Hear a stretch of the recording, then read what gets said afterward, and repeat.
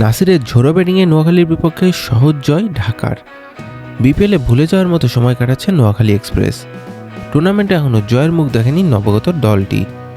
আগে 4 ম্যাচের মতো এবারও হারতে হলো প্রতিপক্ষ ঢাকা ক্যাপিটালসের কাছে।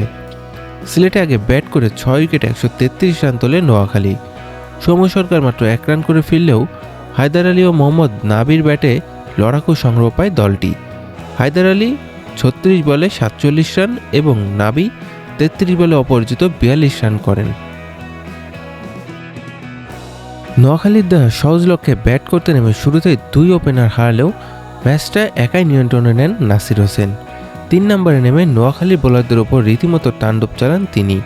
মাত্র 21 বলে নিজের 50 পূরণ করেন নাসির, যা এবারের বিপিএলে দ্রুততম 50। শেষ পর্যন্ত 50 বলে 14-4 এবং 2 ছক্কায় অপরাজিত 90 রান করে দলকে জিতিয়ে মাঠ ছাড়েন তিনি। ইমাদ ওয়াসিমও দারুণ সঙ্গ দেন, 16 বলে অপরাজিত 29 রান করেন। 7 উইকেট ও 35 বল হাতে রেখেই সহজ জয় পায় মোহাম্মদ মিথুনের ঢাকা ক্যাপিটালস।